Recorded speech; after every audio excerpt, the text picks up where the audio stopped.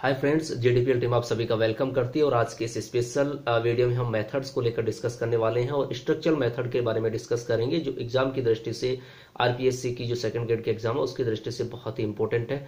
I hope ये video आपके लिए मददगार साबित होगा। अगर ऐसा होता है तो इसे लाइक करना ना भूलें, अपने फ्रेंड्स के साथ शेयर करना ना भूलें और ज्यादा से ज्यादा हमारी वीडियोज के अपडेट का लाभ उठाने के लिए हमारे यूट्यूब चैनल जेडीपीएल को सब्सक्राइब करना ना भूलें।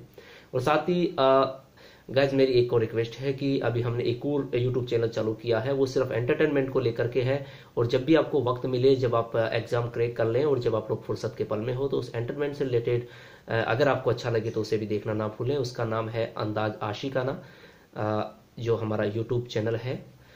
तो आज के इस स्पेशल वीडियो की तरफ बढ़ते हैं हम लोग, क्योंकि रुख हमारा एग्जाम पास में है तो स्पेशली हमारा जो रुख होना चाहिए वो एग्जाम की तरफ होना चाहिए, हमारा डेडिकेशन एक की तरफ होना चाहिए। सो गाइज आज के इस वीडियो में स्ट्रक्चर मेथड को लेकर के, इसके एम को लेकर के, स्ट्रक्चर मेथड में आखिर क्या होता है, किस तरह से स्ट्रक्चर मेथड कैसे आया, इसके बारे में हम डिस्कस करते हैं।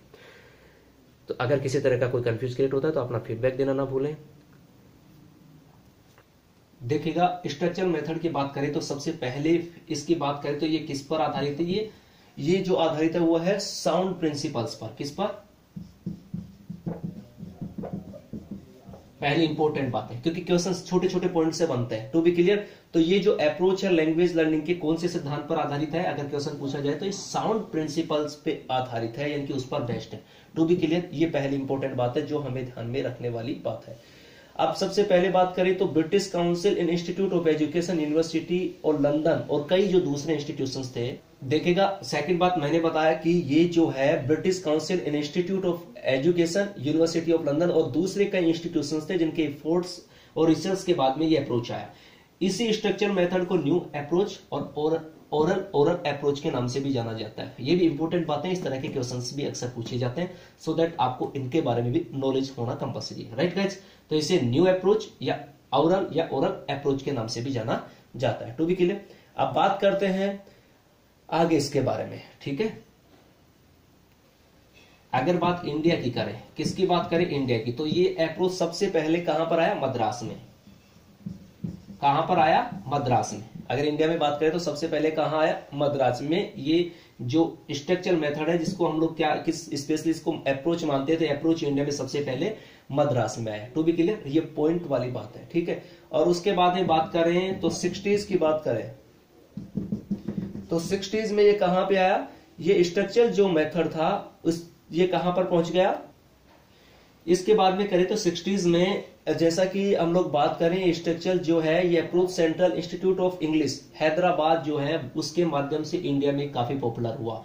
और बात करें इसकी तो ये अप्रोच यूपी में, अगर बात करें कहां की? यूपी की बात करें तो यूपी में बहुत सारे ऐसे स्कूल है जहां में English language teaching institute Allahabad ने इंट्रोड्यूस करवाई है। क्या करवाई है? कि अंडर में इसको इंट्रोड्यूस किया गया है। ये बात ही बहुत इंपॉर्टेंट है, क्योंकि इस तरह से कई बार पूछ लिया जाता है कि सबसे पहले मद्रास, फिर 60s में कौन सा ऐसे इंस्टीट्यूशन था, किसके माध्यम से पॉपुलराइज हुआ, यूपी में किसके अंडर में ज्यादातर स्कूलों में, इसका कहने का मतलब ये पॉपुलराइज हुआ, ये अप्रोच यूज हो रहा है। सो दैट इस तरह के क्वेश्चन आपको याद रखने हैं। ठीक है, अब बात करते हैं आगे इसके बारे में कि किस किस तरीके से ये है। देखिएगा, यहां पर एक इंपॉर्टेंट बात है। अब आगे बढ़ते हैं तो देखिएगा कि जब हम लोग बोलते हैं, यानी कि बोलते हैं या लिखते हैं, ऑब्वियस सी बात है, तो एट दैट मोमेंट हम लोग क्या होता है कि उनका रैंडमली ग्रुप नहीं बनाया जाता, यानी कि उनका ग्रुप नहीं करते हैं। टू बी क्लियर, ये किसके अकॉर्डिंग होते हैं? सिचुएशन की जैसी आवश्यकता होती है उसके अकॉर्डिंग डिफरेंट ऑर्डर्स और अरेंज किया जाता है। पहली बात ये बात ध्यान में रखनी है।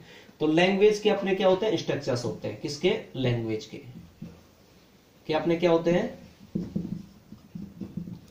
स्ट्रक्चर होते हैं। किसके? लैंग्वेज के अपने क्या होते हैं? स्ट्रक्चर होते हैं गाइस। अब स्ट्रक्चर्स की बात करें तो देखिएगा, ऐसा माना जाता है, क्या माना जाता है? इंग्लिश में जो 100 सेंटेंसेज होते हैं, कितने? 100 सेंटेंसेज होते हैं।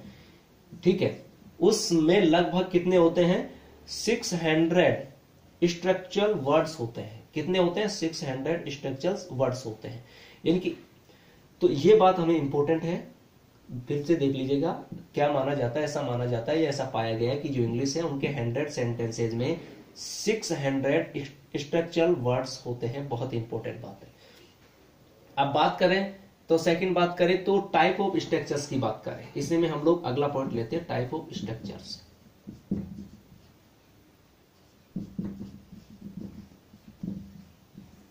टाइप ऑफ स्ट्रक्चर्स की बात करें तो हम लोग इसको 4 श्रेणियों में डिवाइड कर सकते हैं, यानी कि किसमें कर सकते हैं, 4 काइंड में, यानी कि 4 जो कैटेगरीज है उसमें हम लोग इसको डिवाइड कर सकते हैं गाइज।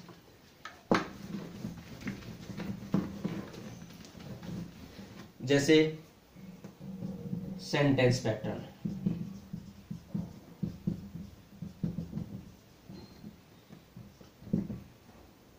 फ्रेज पैटर्न,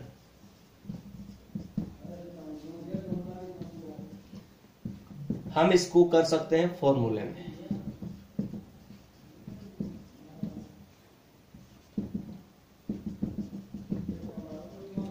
कहने का मतलब हम लोग क्या कर सकते हैं, इसको स्ट्रक्चर्स में डिवाइड कर सकते हैं। और स्ट्रक्चर कितने भागों में डिवाइड किया हमने, 4 पैटर्न में किया। जैसे सेंटेंस पैटर्न, सेंटेंस देखिएगा एक सेंटेंस पैटर्न में कर सकते हैं, फ्रेज पैटर्न में कर सकते हैं। फ्रेज या वर्ड का ग्रुप वर्ड्स जो मैंने एक सेंटेंस या क्लोज के एक आइडिया एक्सप्रेस करता है, ठीक है। फिर फॉर्मूले में कर सकते हैं और इडियम्स इत्यादि में इसको स्ट्रक्चर्स को हम लोग डिवाइड कर सकते हैं। अब देखिएगा इनके जो ये होते हैं, ये इनके बारे में आगे करें कि सिलेक्शन ऑफ स्ट्रक्चर्स कैसा हो। इनके ये तो हमने स्ट्रक्चर कर दी, अब सिलेक्शन ऑफ स्ट्रक्चर्स की बात करें। सिलेक्शन ऑफ स्ट्रक्चर, ठीक है, यानी कि ये वाला तो हमने क्या किया था, इनको स्ट्रक्चर्स के प्रकार बताए थे, कितने, 4 प्रकार। अब इनका सिलेक्शन कैसे करें, ये बहुत इंपॉर्टेंट चीज है। तो इसमें अगर सिलेक्शन की बात करें तो कैसे होने चाहिए, जैसे यूजफुल, टू बी क्लियर, यानी कि यूजफुल। इसके अलावा बात करें तो सिंपल, सिंपल सी बात है, सिंपल होना चाहिए, यूजफुल होना चाहिए, ठीक है, टीचेबल होना चाहिए। फिर अंडरस्टैंडेबल होना चाहिए, यानी कि आसानी से समझ में आ जाए। लर्नेबल होना चाहिए, टू बी क्लियर गाइस। तो हम लोग बात करें तो देखिएगा, जब भी हम लोग सिलेक्शन करें स्ट्रक्चर्स का, सबसे इंपॉर्टेंट बात है कि वो ऐसे होने चाहिए जो यूजफुल हो, उपयोगी हो। उसके अलावा सिंपल होने चाहिए, सो दैट इजी वे से उनको समझ में आ जाए, टीचेबल, पढ़ाने में आसानी हो, ठीक है।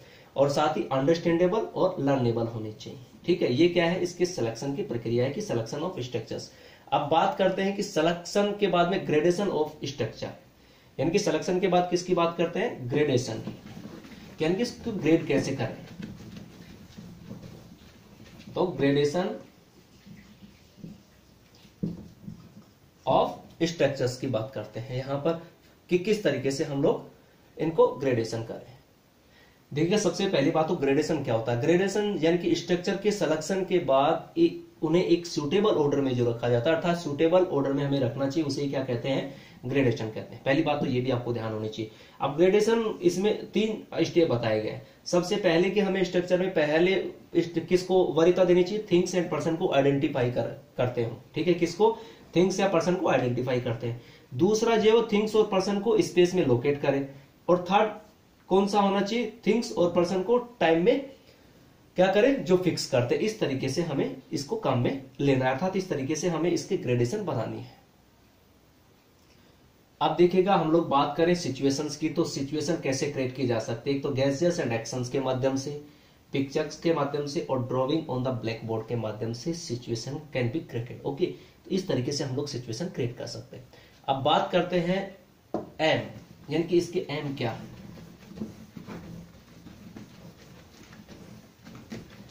किसके एम की बात कर रहे हैं, स्ट्रक्चरल मेथड की। किसकी बात कर रहे हैं, एम की, यानी कि स्ट्रक्चरल मेथड जो है उसके, इसको स्ट्रक्चरल्स जो है एम्स ऑफ स्ट्रक्चरल अप्रोच, ठीक है। तो अप्रोच के, इसके एम ऑफ स्ट्रक्चरल अप्रोच के बारे में हम लोग डिस्कस करते हैं। तो सबसे पहले इसमें जो है, ये जो एम जिसके बारे में कर रहे हैं, ये जो बताए उन्होंने मेनन एंड किसने बताए हैं, पटेल ने, यानी कि उनके अनुसार कि इसकी क्या एम है। तो एक तो है कि इसमें अभ्यास के माध्यम से, किसके माध्यम से, अभ्यास के माध्यम से, यानी कि ड्रिल के माध्यम से, कितने, लगभग 275, कितने, लमसम, यानी कि 275 ग्रेडेड स्ट्रक्चर्स को रिपीट करना, और साथ ही इंग्लिश की फाउंडेशन रखने के लिए कितने, 275, ठीक है, स्ट्रक्चर्स। फिर इसका एक एम और है कि जो बच्चे होते हैं, कौन, बच्चे, यानी कि जो बच्चे होते हैं, चिल्ड्रन होते हैं, उनको कम कितने, ये इंपॉर्टेंट बात है, इंपॉर्टेंट, इसको नोट करना अच्छे से कि 3000 रूट वर्ड्स है, कितने, 3000 रूट वर्ड जो है उसकी वोकैब तैयार करवाना, ठीक है। पहला 275, स्ट्रक्चर्स, दूसरा चिल्ड्रन को कितने 3000, ठीक है 3000 रूट्स वर्ड्स की वोकैब पे मास्टरी करवाना, अच्छा अच्छे से याद करवाना, उनमें मास्टरी हासिल करना। इसके अलावा हम लोग बात करें तो 4 फंडामेंटल स्किल्स जो होते हैं वो बहुत इंपॉर्टेंट देखिएगा। 4 जो फंडामेंटल स्किल है उससे संबंधित, यानी कि उनको अंडरस्टैंड कर सके, उनको रीड इत्यादि कर सके। और 4 फंडामेंटल स्किल कौन कौन से होते हैं वो भी हमें ध्यान में रखना है। कौन कौन से होते हैं, LSRW, ये आपको ध्यान रखना है। तो इसके बारे में भी, ठीक है, यानी कि ये इनका भी स्किल को इसको डेवलप करना। कौन सी 4 जो फंडामेंटल स्किल होते हैं, इससे रिलेटेड क्वेश्चंस आ चुका है और आने की संभावना रहती है, इस बात का ध्यान रखना। तो ये इसके मुख्य एम के बारे में हमने डिस्कस किया कि क्या किया कि ड्रिल के माध्यम से 275 इनके 275 ग्रेडेड स्ट्रक्चर्स को तैयार करना। अब यहां पर बात करें कि थोड़ा सा अपन लोग डिस्कस कर लेते हैं, ये भी इंपॉर्टेंट बात है तो इसको भी अपन लोग देख लेते हैं कि स्ट्रक्चर जो अप्रोच होता है, तो जो टीचिंग के माध्यम से जो स्टेप्स फॉलो होते हैं उनके बारे में डिस्कस करें तो देखिएगा ओल्ड स्ट्रक्चर्स का रिकैपिटुलेशन हो सकता है, ये इंट्रोडक्टरी क्वेश्चंस हो सकते हैं, मॉडल रीडिंग स्टूडेंट्स के द्वारा लाउड रीडिंग हो सकती है, स्टूडेंट्स के द्वारा साइलेंट रीडिंग हो सकती है, कॉम्प्रिहेंशन टेस्ट है, एप्लीकेशन या इवोल्यूशन। एक बार फिर से सुन लीजिएगा जो मेन स्टेप्स हैं उनके बारे में। एक तो ओल्ड स्ट्रक्चर्स का रिकैपिटुलेशन, फिर न्यू स्टूडेंट्स का प्रेजेंट टेंस और intensive reading through new structures को एस्टैब्लिशमेंट करना, उसके अलावा इंट्रोडक्टरी क्वेश्चंस, टीचर के द्वारा मॉडल रीडिंग, फिर स्टूडेंट के द्वारा लाउड रीडिंग, फिर स्टूडेंट के द्वारा साइलेंट रीडिंग, फिर कॉम्प्रिहेंशन टेस्ट और फिर एप्लीकेशन या इवोल्यूशन। टू बी क्लियर,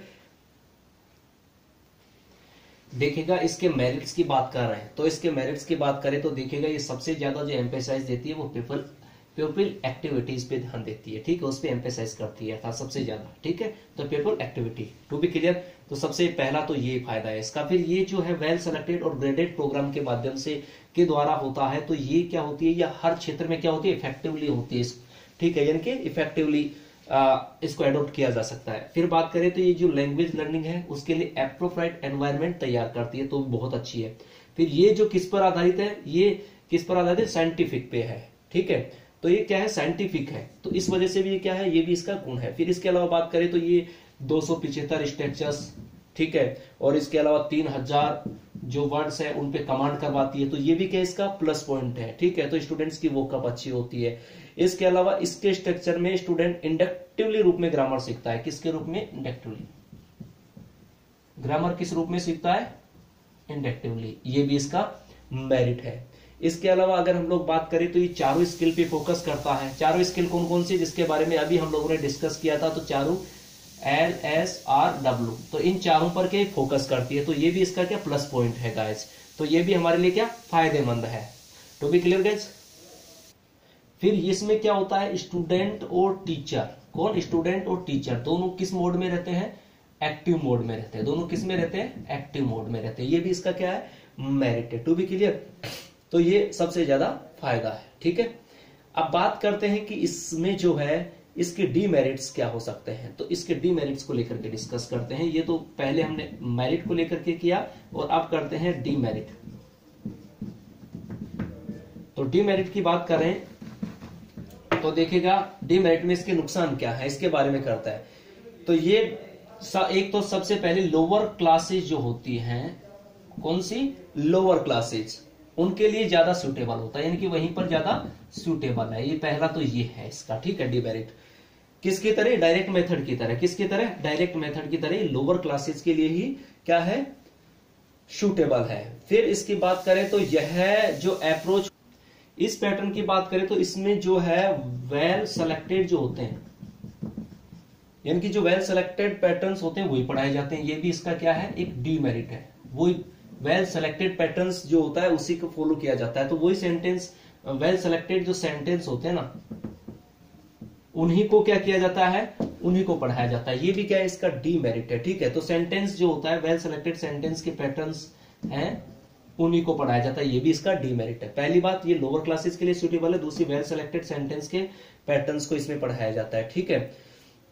फिर इसमें अगर इस कोर्स में प्रिस्क्राइब टेक्स्ट बुक को इस अप्रोच के द्वारा पढ़ा जाना मुश्किल है, क्या है, मुश्किल है, कहने का मतलब वो।